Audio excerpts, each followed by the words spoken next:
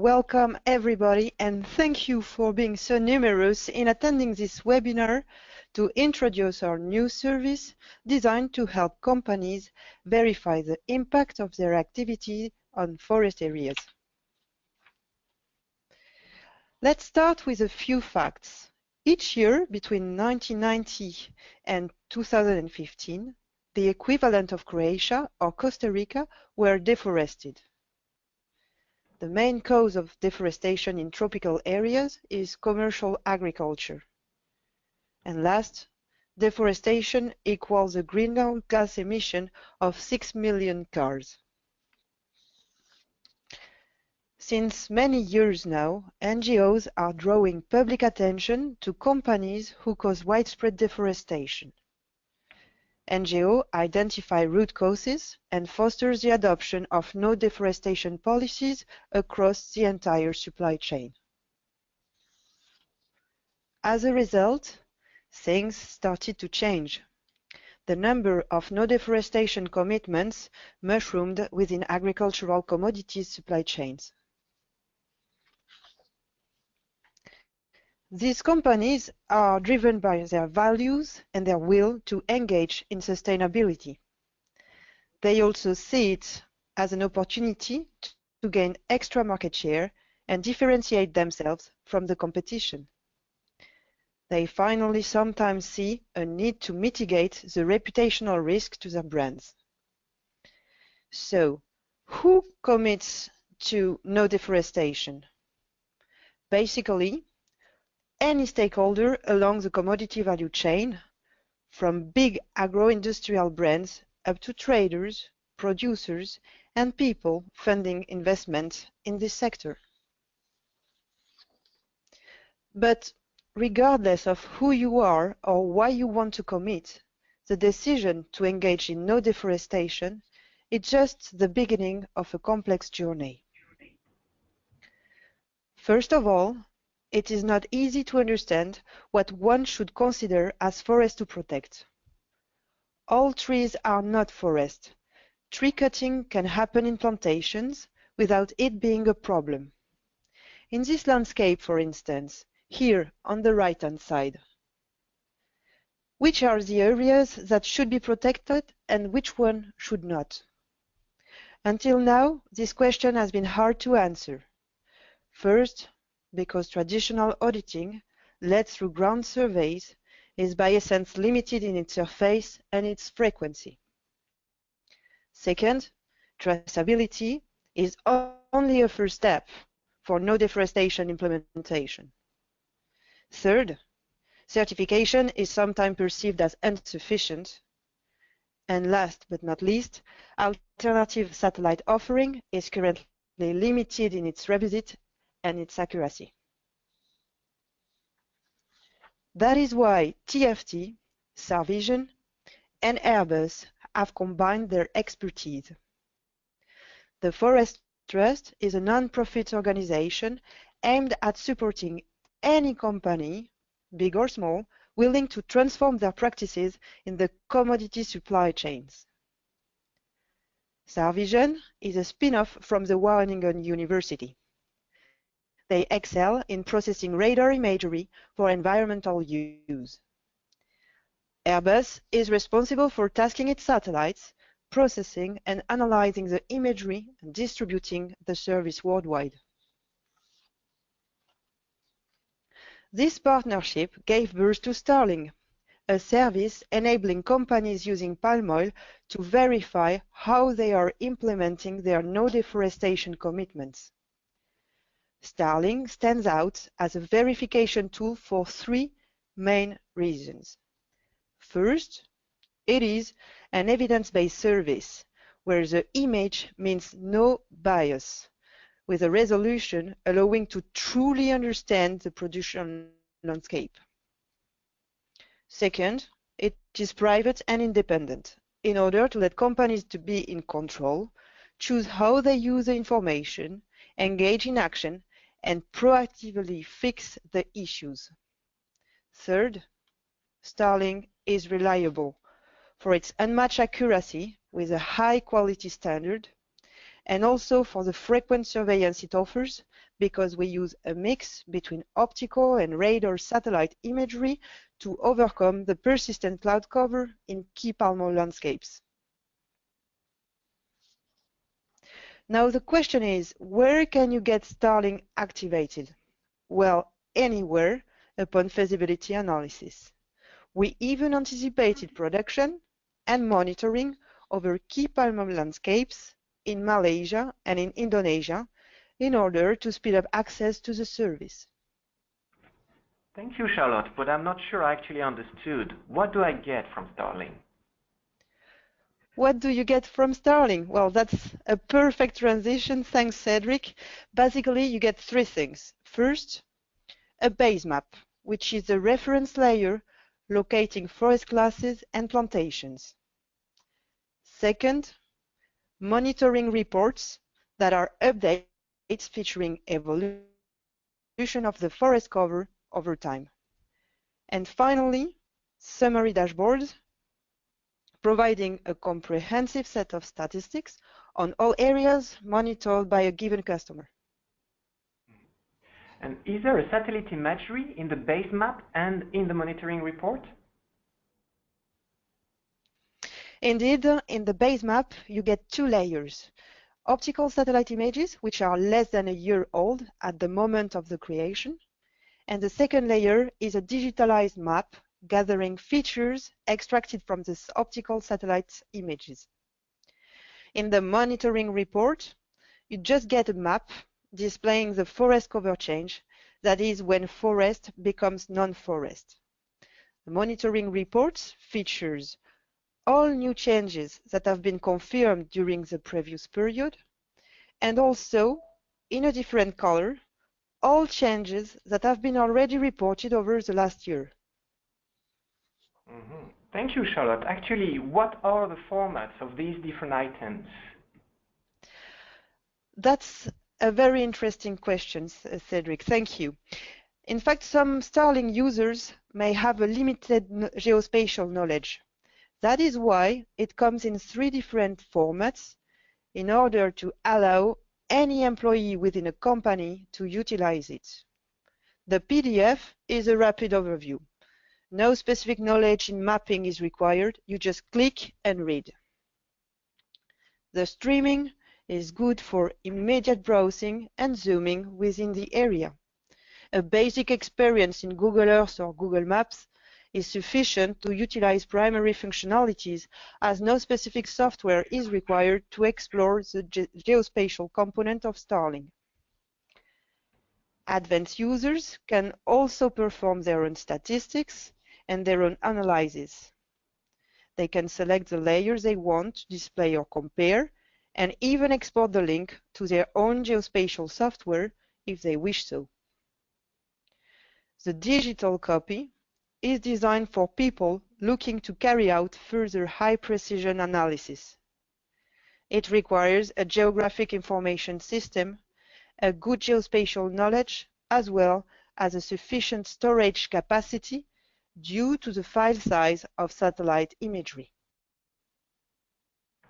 Thank you very much, Charlotte. Now to the attendees, you will have a question.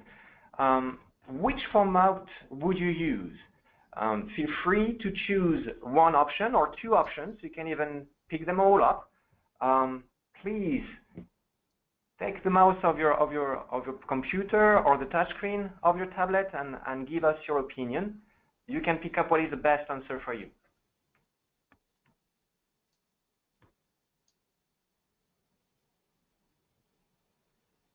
Do not hesitate to vote. There is no wrong answer. Just indicate your preference. It's completely anonymous in all cases.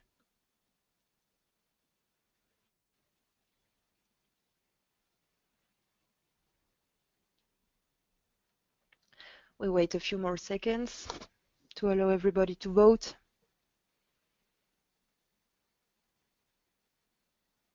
Very, very, very good. So time has close to share the answers. And we have a different results from this morning, with a majority of people voting in favor of the digital copy. That's excellent. This morning we had more people looking forward to discover the PDF. Maybe people were more in search of something easy to share.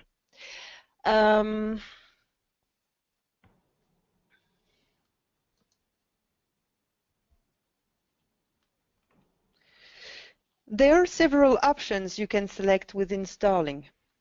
You can define the frequency of monitoring you want between annually, biannually, quarterly, or monthly. You may even choose a low frequency and get extra reports on demand.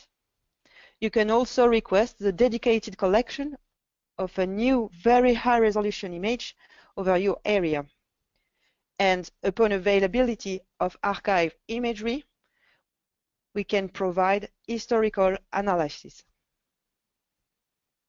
Very, very, very good point, Charles. Thank you so much.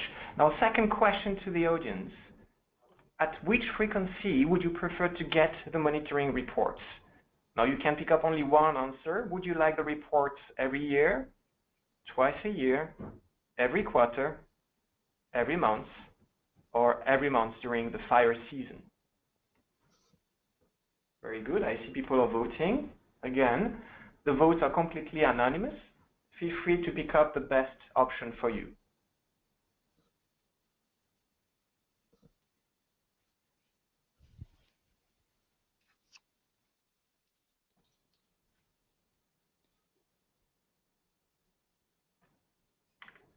We'll wait a few more seconds. I can see the participation rate is very high. Thank you very much for voting. Appreciate it.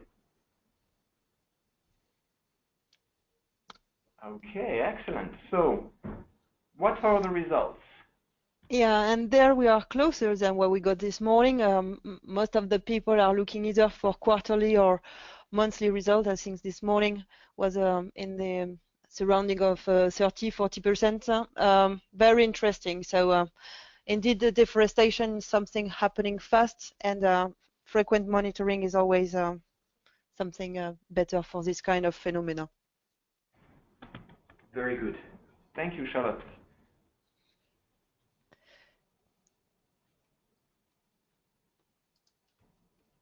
Now it's high time to discover Starling in more detail. Let's take a look at Aceh in Indonesia. Here is an example of the base map in PDF format. When you open it, you will first find the digitalized map with the different classes: forest, alpine plantation, other plantation, bare soil, low vegetation, river, water body, settlement, and so on. You will find also a few figures here in order to have some statistics over your landscape. Then you find the satellite imagery layer, and right after, the footprint of the different satellite images that have been used to compose the base map, as well as their collection dates. As we can see here, the biggest source of satellite imagery for Starling is spot 6 and 7.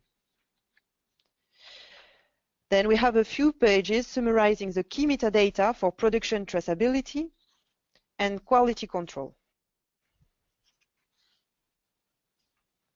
Here is an example of the monitoring report. In this example, the frequency is quarterly, and you see the changes in red. You have a few dots here. It's not too much zoom. The changes are reported with a different shade per quarter in order to better understand the direction and the speed of the deforestation pattern. And last, we have here an example of the summary dashboard. It summarizes key statistics for each area in a spreadsheet. As mentioned earlier, the summary dashboard is delivered with the monitoring report. In this example, is quarterly. So here you have Q3, and then Q4, and the last one. In this example, the customer had only requested monitoring over one area. If they had required monitoring over several areas, the summary dashboard would feature all of them on a single page with as many lines of statistics as areas of interest. Let's now switch to the streaming version of Starling. Once logged in, you have access to different functions. First, the search, the zoom and the home button, the legend of the different layers, the list of layers which are available in your subscription and that you can toggle on and off. You have access to a small measurement tool for surfaces and distances. A bookmark tool allows you to name and save your preferred locations. And last, key figures over your area of interest.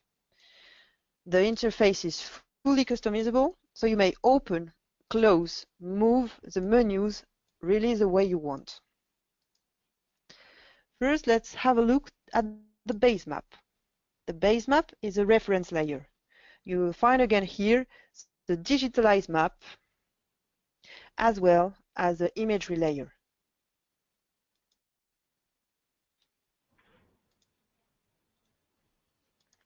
The base map classes are reminded in the legend.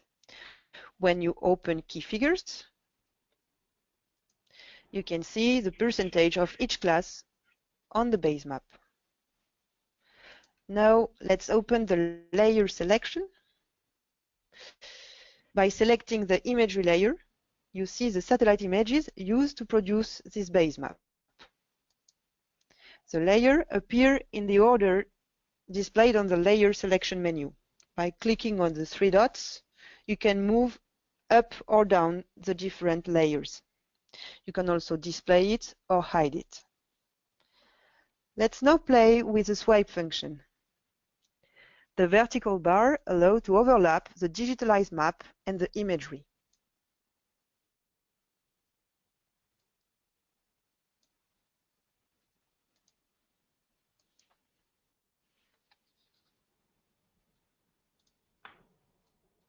Here you see the different layers are very well overlain one on the other. It's very convenient to better understand what you're seeing on the map and on the imagery. Let's now click on the imagery footprint layer to discover which image have been used to compose this base map. If you click on an area, you will see the image ID, the satellite information, the acquisition date, and the resolution. We now select the historical analysis layer. The legend here now features red polygons for changes that happened between 2015 and 2016. If we focus on the imagery, here you get the 2015 layer on the left and the 2016 on the right. In Area 2, you can assess changes on your own and compare between the two dates at the level of zoom you want. You can see that the area was forest in 2015 and is now bare soil. By clicking on the polygon, you get again the metrics. Let's switch to monitoring. The monitoring report is a map displaying the forest cover change. That is, when a change happens from the forest class to a non-forest class.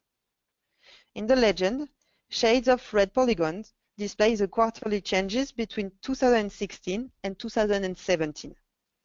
The shades in the color give a visual indication of the direction and the speed of the forest degradation. In the key figure section, you get the trend of deforestation by quarter, both in hectares and in percentage. Let's now head to Area 3. You can see that some areas featuring forest in early 2016 have become bare soil in September. By clicking on a polygon, you get the surface, the percentage, and the date of the change.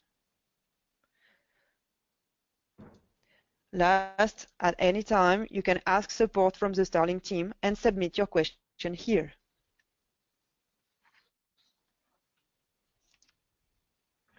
Thank you so much, Charlotte, for the demo. Actually, very illustrative of the use one can have with a service.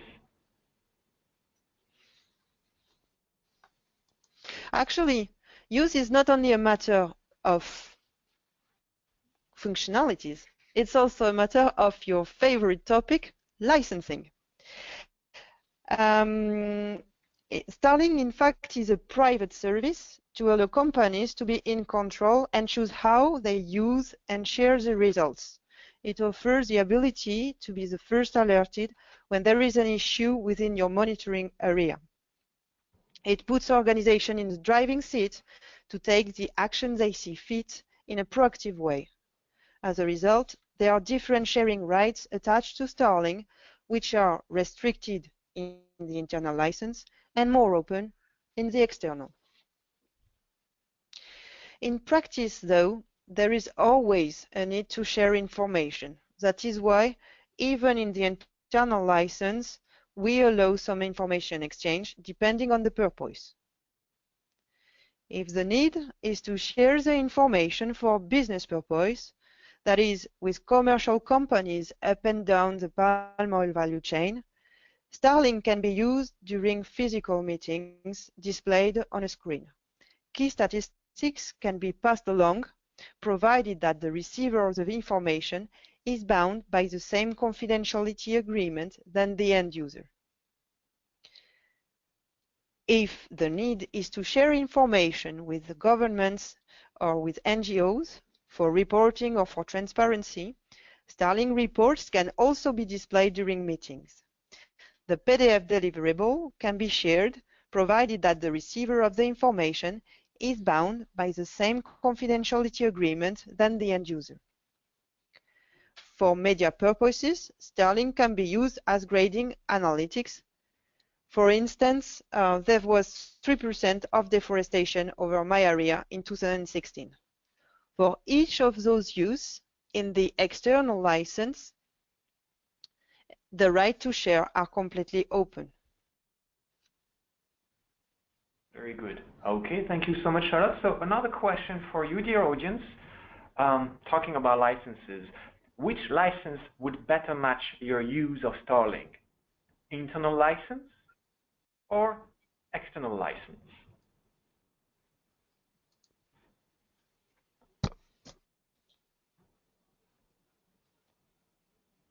Again, it is completely confidential.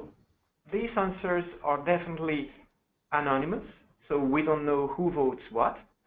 And feel free to pick up the answer you want. Your voice matters.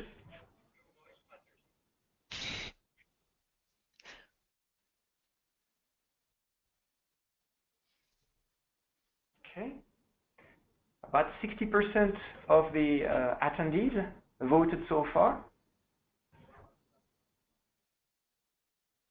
Come on, you were almost 90% for the earlier surveys. That's very Don't be true. afraid. Don't be afraid. License is always a complicated topic. I think we can go forward. Very And good. maybe Let's go forward. yeah. So let's share the answers then. So we have almost 60% of the audience that would prefer the external license and 42% the internal one.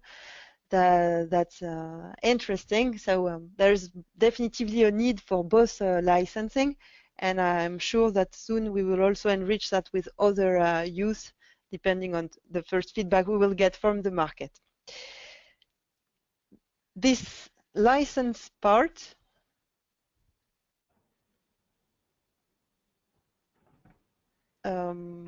yeah, absolutely. Yeah. Yeah. So this license part, in fact, is concluding my presentation.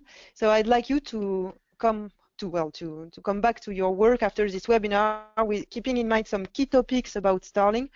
First, Starling allows companies to verify commitments, support decision-making for commodity sourcing, and determine how and where to engage. Second, Starling helps companies to achieve transparency goals toward NGOs, civil society, governmental bodies. It helps also independently mitigate reputational risk. It's great for differentiating from competition for preferential treatment on the market. And more important, it allows to engage third parties and stakeholders to transform the industry up and down the value chain. Today, Starling is already used by Ferrero, the manufacturer of the Nutella, and Nestlé, who tested the beta version of the service for a few months. Very good. Thank you so much, Charlotte. We are now going to begin answering the questions submitted by our audience live during today's presentation. So as a reminder to everyone, you can still submit questions through the questions pane in your attendee control panel. I can see we have a great deal of questions today, Charlotte. Yes, indeed. Our first question is from Sarah. She says, can I select two deliverable formats, for instance, streaming and PDF? Well, by default, Starling base maps, monitoring report, and summary dashboard are always delivered as PDF. You can choose an additional deliverable format among streaming and digital copy at no extra cost. If you wish to receive the three formats, PDF, streaming, and digital copy, then a small uplift will apply. I see we also have a question from Paul. Paul is asking, can I have Starling activated over Africa? Absolutely. We anticipated production and monitoring over key palm oil landscapes in Malaysia and Indonesia in order to speed up access to the service, but Starling can be requested anywhere. We will run a quick feasibility analysis prior to set up the service for you. Then we have another question from Brian. Brian says, can I have Starling activated for other commodities than palm oil? The answer is yes. Currently, in version 1, we launched the palm oil version, and other commodities can be addressed on a case-by-case basis, and they are submitted also to a feasibility study. Future product release will definitively include some other commodities. So in case you already have a need, do not hesitate to come back to us. We also have a question from Danny, who says, what is the refresh of the base map? Well, the delivered base map is fully updated every year. When I say fully updated, it means the two layers, the imagery layer, as well as the digitalized features. In between, every year, first, we try to update on a best effort basis the imagery layer. And second, any reported change we tracked in the monitoring report over the forest class is aggregated over the digitalized map. We now have a question from Willem. What are the classes of Starling? So in the base map, I think we covered that quickly in the webinar. In the base map, we have 7 classes: forest, oil palm plantation, other plantation, bare soil, low vegetation. We have a class for river, a class for water body, and a class for settlement. We also have a question from David. What is the definition of other plantation? So other plantation are any area accommodating planted trees that are not palm oil trees. Typically in tropical area, it can be acacia or rubber. That's something which is in fact not a natural forest. We have a question also from David, a second question from David. Is scale limited in the analysis? Our quality commitment runs for 1 hectare as a minimum mapping unit. I hope this answers your question, David. If it was not exactly the purpose of your question, please do not hesitate to send a little clarification using the question panel. Then we have Sierra, who's saying, can I get this presentation afterwards? Absolutely. Our communication department here at Airbus is absolutely fantastic, and then we'll make sure you get access to the podcast, so you even don't need to request it. You're going to get that automatically. And then we have Gerald. Can you monitor new plants, trees too? So that's something we do when there is a replanting. So generally replanting is very often for plantation. We report data and there is a change from the bare soil class toward the plantation class. Then we have a question from Jesse Dick. What software are you using for Starling? Thank you, Jesse, for this question. Very interesting one. We use many softwares, in fact, to manufacture Starling. It's a combination of different techniques. There are software which are dedicated for radar analysis, which are run by our partner Sarvision. We have our own Airbus software, which is called Overland, that is unmatched when it comes to do some treatments over environmental landscapes. And we have also some technique of big data crunching, because there is so much data that we hoover in order to make the monitoring report that it's become something amazing. So different cooking recipes here, plus human photo interpretation to make sure we digitalize properly and we have the proper quality control. We then have another question from Wendy. Wendy says, how are you using the SAR data that you had referred to? That's a lovely question. The problem in tropical areas is that the cloud cover is really persistent.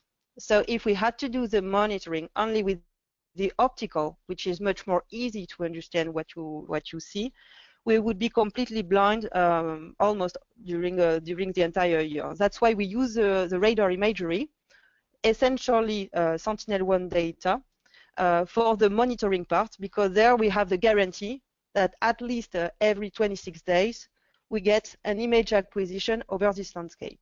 And then, because radar is less straightforward than optical, we wait that this change in the forest class is confirmed twice before we report that as an actual change. Then we have a question from Isabel.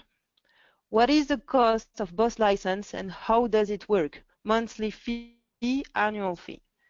So the question of the price for Starling is something that we answer through custom quotes. Why? Because there are many different options which are affecting the price. So we are more than happy, Isabel, to get an idea of your area of interest and your criteria, and to engage with you in order to answer that question more precisely over your place. And then same person, Isabel, had another question. If your client had access to the platform, can we access it too? So that's a very good question.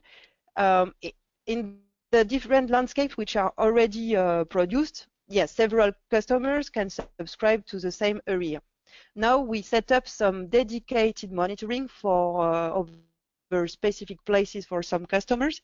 So any data that the customer is giving to us, so that we set up the monitoring, which can be which are my meals, which are my estates, and so on. All this information is maintained with a very high level of confidentiality.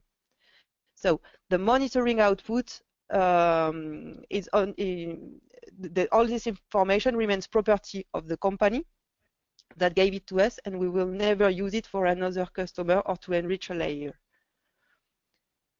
Then we have Amit, who says, how much does internal license cost per square kilometer?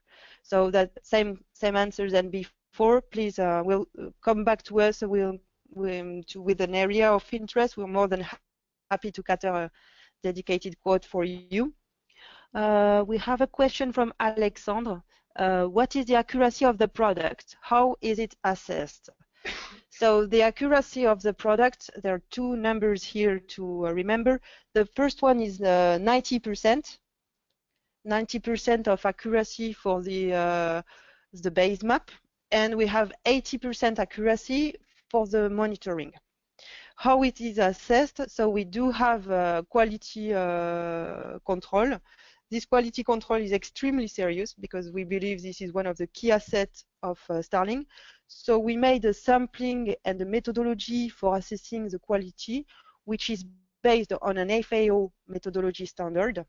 And this information is fully described in the specification of Starling. Then we have a question from Sky. Are SAR images also available on the base map or just used for the reporting? Indeed, the SAR images are just used for the reporting and they are not delivered. So we just, for the monitoring part, we just deliver the map. So the footprint of when places was forest and is becoming non-forest, because the SAR images are sometimes tricky to understand for a non-satellite image expert. Then we have a question from David. Who is choosing the different classes in the report? So the classes are set up by, in fact, the team of Starling and defined as a specification of the product. Now, the classes that we displayed for the version 1 are the 7 I mentioned.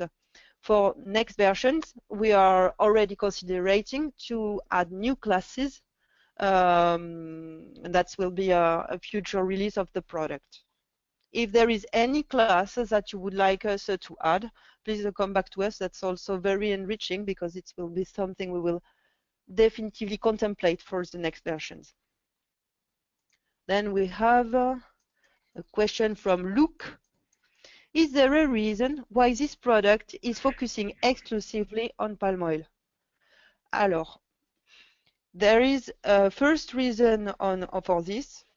Palm oil is one of the most deforesting commodity amongst the 5 which are causing deforestation in tropical areas. I think there is palm oil, there is pulp and paper, there is soybean, and there is beef. I think those are the key drivers for deforestation. So using palm oil was something where we were sure to address a serious topic here. And then exclusively palm oil is not completely correct. As said, today we are more than happy to contemplate any need you would have for another commodity on a case-by-case basis. And as soon as we will be completely ready to have a standardized offer, we will also release new commodities for Starling. Then we have a question from Alexandre. Is only optical imagery used or also SAR, as the name of the partner SAR Vision would suggest? Indeed, Alexandre, we have optical imagery which is used for the base map, so the map, the original map, which says what is forest and what is not. And then the monitoring report are done, in fact, hoovering any data, radar from Sentinel-1, but also optical, Landsat, Sentinel-2, Spot, any other data. We hoover all this information and we track changes, in fact, between 2 images over the forest classes. So that's a combination of both. Then we have another question from Edwin. Edwin says, does the base map indicate some quality indicators of forest cover, level of canopy density or degradation?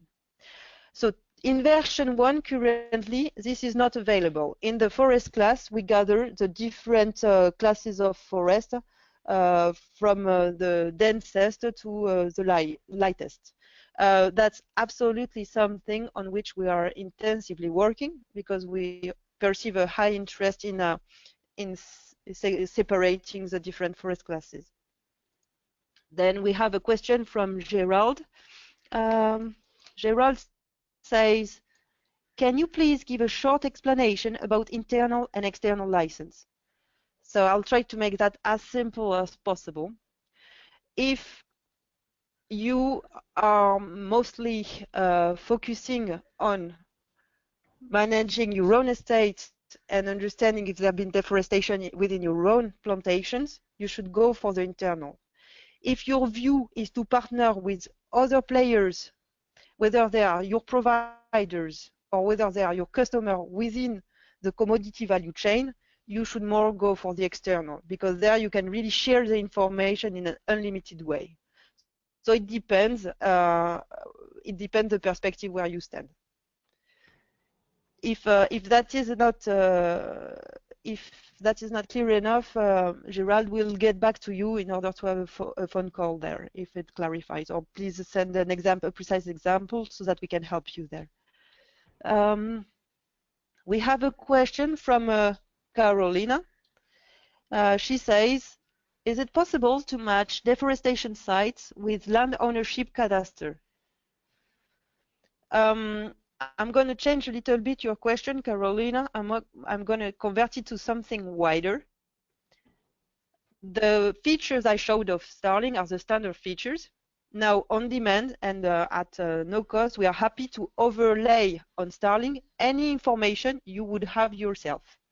So we can display that with no problem on your Starling report. And as mentioned earlier, from our data policy, the data you would give us in order to overlay on your base map will remain your own data, and this will never be included in any other delivery for other customers. Then we have a question from Javier. Javier says, what is the cost average? Does the cost depend on the area to monitor? Yes, indeed, the cost depends on the area to monitor, but also the license you choose, the frequency you choose. There are different parameters, so more than happy to get back to you and see on your specific need a precise pricing. Then Amit submitted another question. Is it possible to check older images, for instance, 2006 versus present? So yes, that's something we have considered in Starling, especially because Airbus is the oldest commercial satellite operator. We celebrated last year the 30th birthday of our activity, so we have very old archive. So the only small comment I have there is just that we need to be sure we have available archive. So yes, it's completely possible, and it's already included in our offer. Then we have another question from Carolina. She says, is it possible to store land ownership information at Starling database? Would it be kept as private information? Carolina, I think I covered that in the previous question. So yes, the data that customers want give us to overlay on Starling remains property of the same customer. We never pass it over for any other thing. It's completely private. Then we have a question from Sebastian. Sebastian says, is there a tool for analyzing drivers of deforestation? So evidence-based layer using high-resolution imagery provides a first-hand information, as it allows to clearly distinguish what is due to natural accidents such as fire or what relates to land use conversion. It gives clear insight to companies using Starling to investigate further about causalities. Then we have a question from Javier. He says, can it monitor change on other ecosystem change such as wetland? So today in Starling, I just looked to the technical expert here. I think that the wetland are included in the forest class, but they are not separated. They are gathered? No. So they say no, sorry, this is a false thing. So the wetland are reported in Starling if they are provided to us as an extra data. Then we have Adriana. She asks, Where is the Starling team based, and is it composed of Airbus people? Alors, the Starling team is indeed composed of Airbus people, many Airbus people, all good people, but not only. We for Starling we really set up a team mixing the competencies and the expertise of also Starvision, an exquisite partner when it comes to precise radar imagery processing for environmental use. And we also have people extremely engaged and doing wonderful things every day in the field in Malaysia, Indonesia, and everywhere in the world. The people from TFT, the Forest Trust. So that's the NGO with whom we would not have done anything, because they really have the knowledge of the problem and how to make sense to solve it with our satellite image. Then we have a question from Carlos. Carlos says, do the 90% and 80% accuracy depend on the type of surface and plantation being monitored? No, the 90% and 80% of accuracy is given as a specification for Starling V1, which is currently about palm oil deforestation. Then we have a question from a person called Seawood. Would you charge more or for an external license? If so, why? Alors, very interesting question. We do because, I mean, Starling somehow is the result of a processing, and it's considered as intellectual property right. We do not sell information, we sell the right to use this information. It's the same principle than in the music industry. So the price of use for a music for a given song would not be the same on iTunes if you want to use it at your house for your own entertainment, or if you want to broadcast it because you are a supermarket owner. So that's the same thing. That's why when there is an extensive license with more people using it, it has more value. We have another question from Juliana. Is there a maximum area for Starling? I would say the complete Earth is the maximum. I'm looking to the technical team to know if we can monitor the moon. I don't think there are any trees. No, there is no maximum. Always a small feasibility study, though. I need to be a little cautious. That's the last question I have on the list. I hope I answered all of them. If I forgot anything, or if you were still looking for information on Starling, do not hesitate to get back to us. Thank you very much, Charlotte, and thank you everyone for attending today's webinar. If you have any other questions that you didn't ask today, please contact us on the following email address. It is intelligence-starling@airbus.com.